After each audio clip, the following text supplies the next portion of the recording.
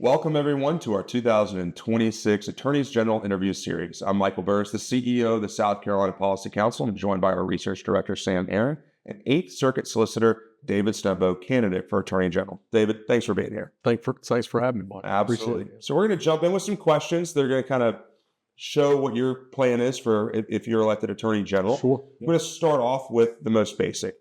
Who are you and why are you running?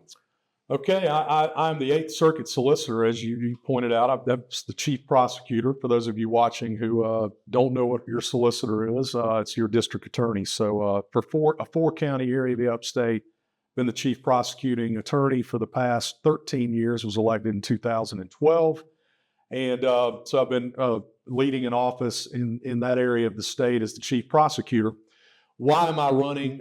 We need positive, strong leadership in this state, Michael. And I believe that as someone who's led a prosecution office, and your Attorney General constitutionally is your chief prosecuting officer. And so having led a prosecution agency, I believe I'm qualified for that. I've been fighting crime, prosecuting cases, many of them prosecuting everything from murders to sexual assaults to drug trafficking to felony DUI death cases to domestic violence, you name it. We've done that in my office. And I think I have the trust of law enforcement around the state. We already have 16 sheriffs endorsing us around the state of South Carolina, and they know the work that I've done. So first and foremost, why am I running? Because I'm an experienced crime fighter, ready to get after keeping our families safe as the Attorney General. Secondly, the other thing the Attorney General does, as y'all know, is fight the fight on policy battles. So when there's good legislation passed by our General Assembly, who has to defend those laws in court? The Attorney General as the chief legal officer for the state. And so when good laws are passed, like our heartbeat bill that was passed in 2023, the Attorney General has to lead the fight to defend that legislation in the courtroom on constitutional challenges from left-wing groups like Planned Parenthood and the ACLU, often are challenging good laws that our legislature passes. And so you need a lifelong Republican, a lifelong conservative, and that's what I've been. I've been a conservative Republican since I was a young kid, even before I could vote. I had voted for Republican candidates for president and stood on the issues my entire life. And we could get more deep into some of the issues that we'll face, but those are the two reasons. I'm a lifelong crime fighting prosecutor, and I'm a conservative Republican. And so I believe I'm qualified for this job and want to lead the people of our state in the courtroom. Thank you, sir. Sam? So building off of that, fighting crime, the Attorney General is the top prosecutor under the South Carolina Constitution. Right. So what are South Carolina's biggest crime issues, and how would you go about addressing them? Okay, first, one of the most important ones is protecting our kids. And the Attorney General's office has an Internet Crimes Against Children task force. And interestingly enough, my first job as a prosecutor, I had worked at the Attorney General's office, was hired under Attorney General Condon while I was in law school. But my first job after I passed the bar was prosecuting Internet Crimes Against Children cases. I was the lead prosecutor when we tried 2 Internet predator cases early in my career. And I don't know if y'all remember these things. TV had a series called To Catch a Predator. Mm-hmm. There was a reporter basically that they would go on and use investigative techniques and pose as young girls in these chat rooms. So I'm aging myself here. Early on we did this. There was no such thing as Facebook and social media. So there's a whole host of new issues now. But we tried 2 of those cases, guys that tried to meet up with young girls. And of course they show up and there's law enforcement officers waiting on them. We successfully prosecuted those cases to a jury, got convictions and long sentences. And so we need to protect our kids in South Carolina. Gang violence is another major issue. We need to get after that. We have a couple gang bills in the legislature that are going through the process right now. We need the tools as prosecutors to go after these drive-by shootings and gang shootouts that are putting our communities at risk. Domestic violence is still an issue in South Carolina. We've improved. Early in my career, I remember we had the dishonor of usually being number 1 in domestic violence homicides in South Carolina. We passed a great bill with the help of Governor Haley and the legislature back in 2015. That gave us better tools to go after domestic abusers. So those are just a handful of the issues. Drug trafficking is another thing. Fentanyl, we've really started attacking that problem in recent years, and we're going to continue to get after the cartels that are bringing dangerous drugs into our country and killing our citizens. Getting into some of those tools that you use to go after these criminals, one of them is, of course, the state grand jury. How would you feel about expanding either the powers, as in what type of crimes they can go after, or the jurisdiction of the state grand jury? Great question. In those RICO bills I mentioned, the gang bills that we have going through, and having a state gang bill is so important. North Carolina and Georgia both have one, so our neighbors can get after the gang problem better than we can here. Those bills envision the grand jury expanding the jurisdiction of the grand jury to where we're able to really get after the bosses of these gangs that are making the money and the real bad, the worst guys. Right now, we can catch the guys going up and down the interstate with the drugs, but we're not really getting back on the conspiracy side to the ones that are supplying them. And so a gang bill would help us do that better. On these shooting cases, the same thing. We may be able to get the 16-year-old, 17-year-old that's recruited to do the drive-by shooting, but we're not getting the older gang member that asked them to do it. And so the investigative tools that you can use through a grand jury, I think we would really need to utilize those, and a gang bill would help us do that.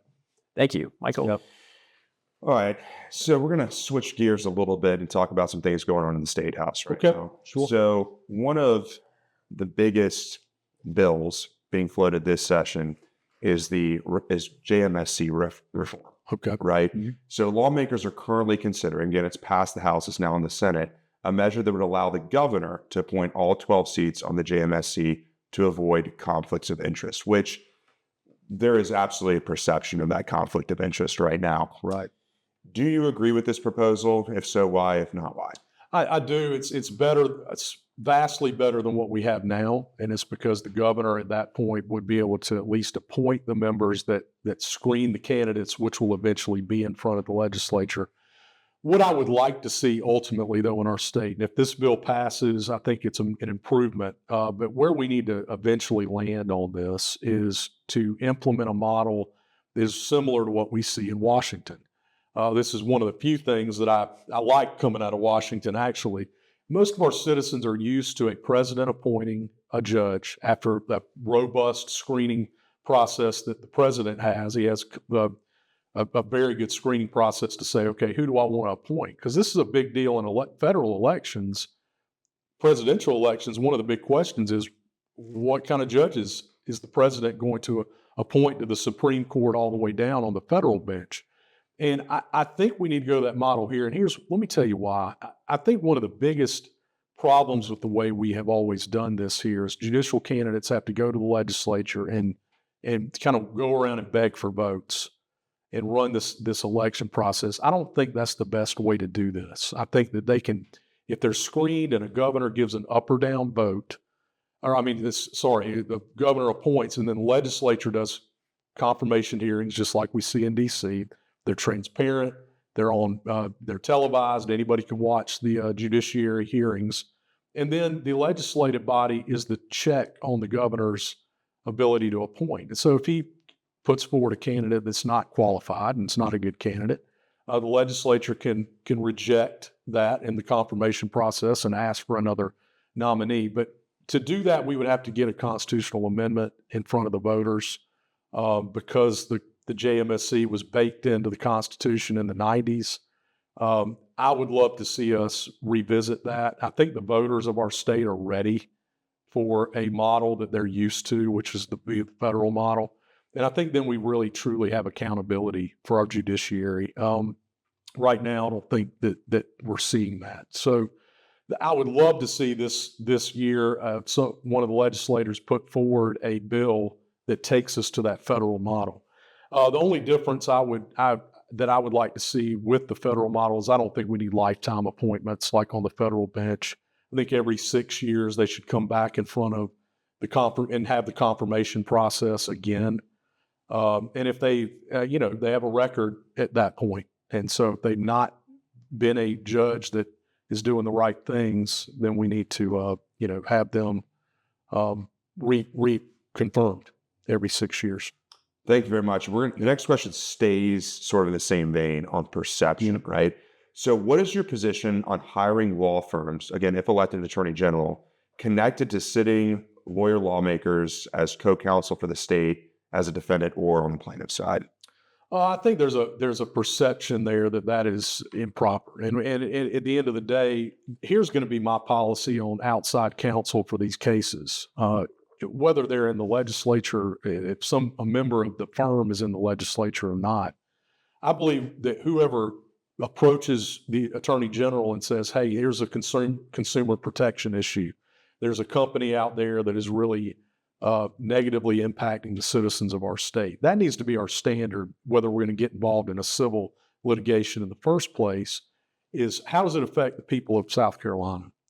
And so if there is a case that has merit that's brought by an attorney to the AG and says, look, this has there's public interest here, we need to protect our citizens, then I think the first one in the door gets that shot at it, okay?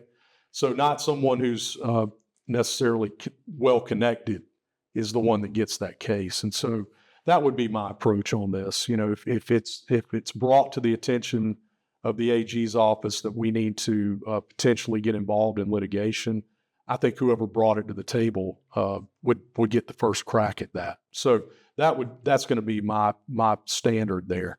Because, at the end of the day, there may be a lawyer in the legislature that works for a firm that would be the best suited to bring that case forward and is the first one to bring it to the attention of the AG's office. I don't think you need a hard and fast rule there, but I think we need to, the bottom line is when we get involved in these civil litigation cases, we need to ask ourselves, how does this benefit the citizens of South Carolina? And if you can't answer that question very firmly and clearly, then we don't need to waste our resources on that. Thank you, sir. Sam? Yeah. Yeah, you mentioned this a little bit in your opening statement, and the Policy Council, we are big supporters of the Constitution and federalism, and with one of the issues that the Attorney General would tackle being a pushback against federal overreach, what do you think is the biggest federal overreach that has been plaguing our state that you would address? Well, we had during the for example, during the COVID years, we were seeing all kinds of, medical tyranny coming out of Washington, D.C., legislation being passed to try to force our citizens into particular medical decisions. And, at the end of the day, we need to be pushing back anytime that there's policies coming out of D.C. that are affecting our citizens. There's environmental issues that come out of D.C. That's another big area where you see federal overreach with this new, the Green Deal that AOC likes to tout in Congress. Washington affecting businesses in our state by over-regulating business in the environmental realm. We need to make sure that that's not happening. So those are just a couple of examples there. We need to make sure also that we have elections that have integrity. And I know the SAVE Act right now is going through Congress. I think that's a good bill that will require voter ID nationwide. I don't think that's federal overreach. I think that's just protecting our elections across the country, particularly in national elections. And so the AG's office needs to be banding together. We need to, with other conservative Republican AGs, to make sure we have elections that we can count on in the United States. Just to piggyback on that real quick, and it's just a matter of principle, we've seen the current Attorney General, Alan Wilson, on numerous occasions join with other states to get injunctions against the federal government and sort of put, South Carolina in that fight. Is that something that you would be open to doing as well if elected Attorney General, sort of going outside and joining up with other states? Right, 100% if it benefits the people of South Carolina. I mean, that's the question we need to ask anytime we're jumping in on a national issue. If it has no impact on our people for the good or the bad, if there's no positive or negative consequences, then we don't need to be involved with it. But if it does, we need to consider that and use the strength in numbers that you have with the other AGs to make sure that you can fight the behemoth that is the federal government. Right. So next question, we're going to switch gears a little bit. This is something I think that's going to be very personal to you. Would your office as AG assume control of criminal cases handled by a local solicitor if that solicitor wasn't prosecuting those cases or rarely prosecuted them? If so, what type of cases would you want to get involved in? For instance, domestic violence, DUI. If we have a solicitor's office that's just not meeting the mark, when would you see the opportunity to get involved? I think, ultimately solicitors are elected by the people of their counties, their member counties every 4 years. And so I think that needs to be a last resort option for the AG to come in and take over a docket. But it's certainly the Constitution, it basically acknowledges the fact that the AG has the power to do that, right, as the chief prosecutor. And so I would say if you have a circuit that is completely falling apart at the seams, the cases are just getting backed up, murders aren't getting prosecuted, and we have circuits around the state that have and counties around the state that have pretty massive backlogs of violent crimes and murder cases, the AG needs to come in and at minimum assist those circuits and those counties and say, look, we're going to send 3 of our assistant attorneys general to your circuit, and you assign the cases you need to assign to those guys. And I think that's mutually beneficial because as someone who's worked as a prosecutor in the AG's office and having worked in the circuit as the chief prosecutor, and I worked as an assistant solicitor, there's times that you need to have the resources that the AG's office can bring. And so the AG's office needs to be a resource for the solicitors. I don't think we need to come in and demand that the solicitor do X, Y, or Z, because at the end of the day, every 4 years, they have to answer back to the voters. Right. And I'm kind of a populist guy, in my political philosophy. I think the people that elect a certain elected official need to be the ones that make that change, not necessarily the AG. But certainly there are times where I think the AG can come in and suggest it be a resource. And if there is a complete dropping of the ball, the AG may need to come over and just say, look, we're taking over the docket. I haven't seen that to that extreme yet. But for example, the AG's office has a violent crimes reduction task force now. They're mainly working in the Third Circuit over in Sumter and some in the Fourth Circuit, but mainly the Third Circuit. They had a massive drop in manpower in the Third Circuit with the number of attorneys they had over there and prosecutors, so their cases were backing up. The AG's office has come in and helped them shoulder the load. And so I think that's really what the AG needs to be, is not a taskmaster so much as someone who comes in and says, how can we help you? And as the AG, I'm going to be all over the state of South Carolina, regularly asking our solicitors and our sheriffs and our police chiefs, how can we help you at the AG's office? Thank you, sir. Say it. Yeah, getting back to, initiating or joining lawsuits with other states, when you're looking at, bringing action towards a national corporation, right, to recover funds, where do you think those funds should go? Should they go to the state litigation fund or to actual South Carolina victims? Well, I think that we need to take care of our victims first. I mean, first and foremost, if people that were negatively impacted, they need to get the first shot at the resources. Certainly, afterwards, depending on what the recovery is on any given case, it can go back into the litigation fund or the general fund. But we need to be taking care of the people that are directly impacted first and foremost as victims of those cases. So, we need a robust process to make sure that we're vetting out who are your actual victims in these cases. And do they have private litigation already going that is rectifying the same damage that they suffered? Because any private litigant could go out and get private counsel and do the same thing. So we need to make sure that the victims that are availing themselves of the resources are truly victims. But we need to take care of them first and foremost. Absolutely. Yeah. Michael? Last question. You're almost there. Yep. All right. We have been following this DUI plague that has been going on throughout our state with, we're leading the nation in DUI deaths and great bodily injury. Convictions are super low. The Senate's taken up a bill that would hopefully rectify some of this. But one of the things that we keep hearing and keep reading about are, and you've mentioned it, about resources and needs, specifically, lawyers, deputy solicitors or assistant solicitors throughout the state.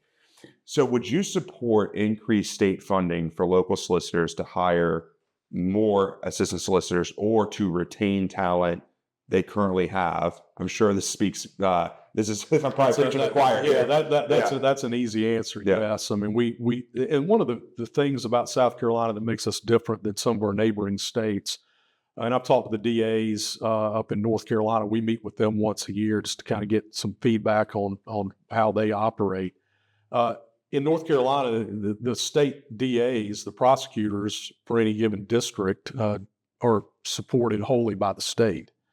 Here in South Carolina, we have this hybrid between the state legislature funds, the member counties fund. Sometimes there's federal grant money. So it's kind of the solicitors are very unique in the sense that we don't have one governmental body that is 100% responsible for funding our offices. So that being said, we need the state legislature more than ever to help fund prosecution efforts in South Carolina, because there's a lot of areas of the state that don't have a very good tax base. My circuit is kind of in the middle there, but we don't get a lot of resources from our counties like other circuits do. Greenville County, for example, a lot of resources go to the solicitor there. The 13th Circuit has 2 counties. I have 4, but yet the 13th Circuit has about 4 times the number of lawyers that I do. So our caseloads are a lot higher in my circuit. And so I obviously would love to see the legislature give us the resources we need. And they have over the last couple of years, to the credit of the General Assembly, they've stepped up. This is a fight we've been battling for years, but there was a significant increase a couple of years ago in retention and recruitment money that came in that allowed us to keep a lot of our best, most experienced prosecutors and keep them from going out into private practice by getting salaries up a little bit. So the legislature has stepped up in that regard, but I think it's especially if the decision's made to where all DUIs are prosecuted by the solicitors, because right now DUI first cases are in magistrate's court. They're typically prosecuted in each individual magistrate or municipal court by a lot of times the officers, or if the jurisdiction hires an attorney to be a prosecutor, a lot of them do that. But one of the bills right now is contemplating the solicitors prosecuting all the DUIs, even down to the 30-day magistrate level. And to do that, that's going to significantly increase the large caseloads we already have. So we would need additional attorneys to handle that. So 100%, we need additional resources. Well, Solicitor Stumbo, thank you so much for being here. Is there anything you would like to add before we wrap up today? Thank y'all for the opportunity. It's been the honor for me of my life to serve as 8th Circuit Solicitor. I'm certainly not unhappy with that role. I love being the chief prosecutor. I tried a few cases last year that were very weighty. I had a 3-year-old girl killed in a reckless homicide case by an illegal immigrant in Lawrence County, and I tried that case myself to a verdict and a max sentence, and I really got to know that family. And to me, that's the essence of prosecution, is being able to take care of victims and take care of law enforcement. So I love that role. But we really need strong leadership in Columbia. And so I am ready on day one as someone who's been leading prosecution agency in our state to be our next Attorney General. Well, thank you so much. Thank you all for joining us for our 2026 Attorneys General interview series. We'll see you next time.